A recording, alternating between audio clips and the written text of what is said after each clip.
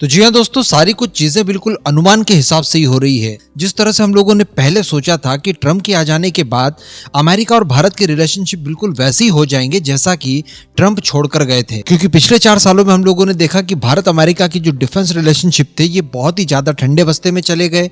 एक तो हथियार ये लोग अपनी कई सारी शर्तों के साथ बेचना चाहते थे, और चलिए उसके बाद भी अगर हमारे पास कोई विकल्प नहीं है और हम लोग इनके हथियार खरीद भी रहे हैं तो उन्हें भी ये समय पर डिलीवर नहीं करते। दोनों ही इंजन की डील को ले लीजिए आप, कितना इन्होंने परेशान किया। तेजस के इंजन के लिए जो डील की थी उसकी डिलीवरी में 2 सालों से ज्यादा का समय लगा दिया, अभी तक नहीं हुआ। इसके अलावा दूसरे इंजन F414 जैसे कि लोकल मैन्युफैक्चरिंग करना है, उसको लेकर भी ये लोग कई सारी बाधाएं डाल चुके हैं, अभी तक वो डील भी ऑफिशियली साइन नहीं हुई।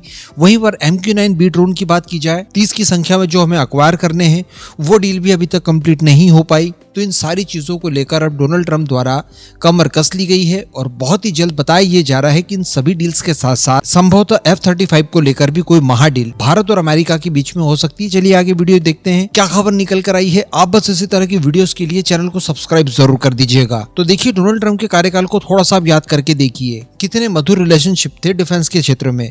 हम लोगों ने 2 MQ-9 ड्रोन हमारी नौसेना के लिए लीज पर ले लिए, लेकिन इस बात का खुलासा तक नहीं हुआ और बड़ी आसानी से बिना किसी हो हल्ले के ये दोनों ड्रोन भारत आ गए और उन्होंने सर्विलांस का काम भी शुरू कर दिया। कई महीनों के बाद इसकी जानकारी मिली।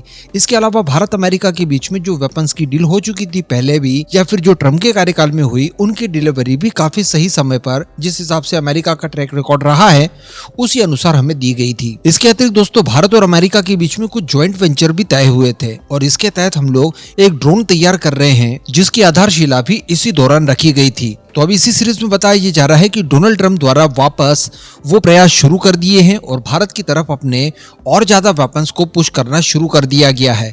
वो चाहते हैं कि भारत और अमेरिका के बीच में डिफेंस रिलेशनशिप पहले की तुलना में भी और ज्यादा प्रगाढ़ हो जाए। हालांकि यहाँ पर भारत द्वारा भी कंडीशंस रखी गई हैं और भारत ये चाहता है कि हथियारों को खरीदने के बजाय ज्वाइंट डेवलपमेंट के ऊपर ज्यादा जोर दिया जाए। अब अगर यहाँ पर वेपन्स की स्पेशली बात की जाए तो MQ-9B का जो सौदा बाकी है उसे जल्द से जल्द करना है।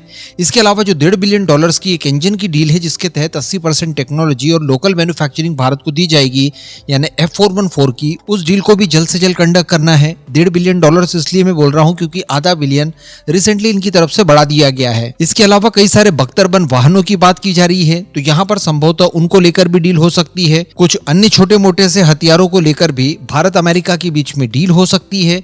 इसके अलावा भारत द्वारा F404 यानी तेजस मार्क 1A के इंजन को जल्द से जल्द डिलीवर किया जाए और 99 तेजस के लिए एडिशनली जो इंजन के ऑर्डर और देने होंगे उनको लेकर भी यहाँ पर बातचीत बड़े स्केल पर की जा रही है। लेकिन दोस्तों, बताया ये जा रहा है कि डोनाल्ड ट्रंप की नजरें यहाँ पर टिकी हुई है MRFA प्रोग्राम को लेकर। जी हाँ, जिसके तहत भारत लगभग $25 बिलियन इन्वेस्ट करेगा और इसके चलते 114 विमान अपनी सेना के लिए खरीदेगा। तो यहाँ पर बताया ये जा रहा है कि इनकी तरफ से पूरा जोर लगाया जाएगा कि भारत को F-35 या फिर F-16 का जो अपग्रेडेड वेरिएंट है F-21, उसे ये भारत के सामने और ज्यादा मजबूती से पुश करेंगे। संभवतः इसके लिए ये लोग कई सारे प्रलोभन और अच्छे से ऑफर्स भी इस बीच हमें दे सकते हैं। लेकिन यहाँ पर अब आपको ये लग रहा होगा कि जब इन हथियारों को ट्रम्प भारत के सामने पुश करना चाह रहे हैं तो फिर भला इनको एरो इंडिया में आने के लिए इनकार क्यों कर दिया लास्ट मोमेंट पर।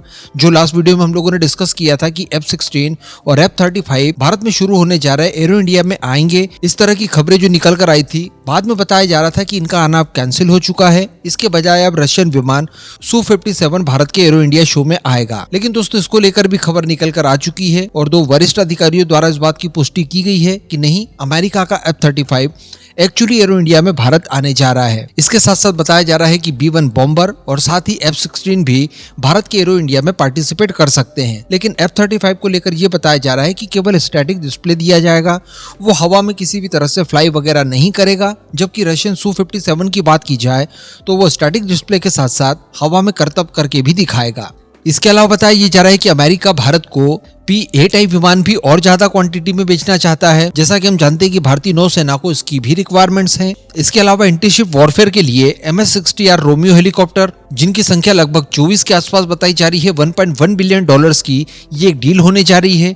इसमें भी हाई एंड टेक्नोलॉजी और साथ ही कई सारे उपकरण, इनको लेकर भी खरीद की योजना बनाई जा रही है। तो संभवतः यहाँ पर इसको लेकर भी बातचीत की जाएगी। और जो अपाचे हेलीकॉप्टर जो कि अटैक रोल में इस्तेमाल किए जाते हैं, जो कि हम लोग डील कर चुके हैं, लेकिन उनकी डिलीवरी सही समय पर नहीं की जा रही थी, उसको लेकर भी भारत अमेरिका के सामने अपनी प्रॉब्लम्स रखेगा कि जल्द से जल्द इनकी डिलीवरी भारत को करवाई जाए। देखिए, आपसी रिलेशनशिप बिगाड़ने के लिए जो बाइडेन द्वारा जहां पर पूरे 4 साल लिए गए, तो वहीं पर वापस पटरी पर लाने के लिए ट्रम्प द्वारा केवल 10 दिनों का समय लिया गया। यहाँ पर आप दोनों ही एडमिनिस्ट्रेशन के बीच का अंतर पता कर सकते हैं और भारत के लिए कौन उपयोगी हो सकता है, इसका जवाब आप खुद नीचे कमेंट बॉक्स में दीजिएगा।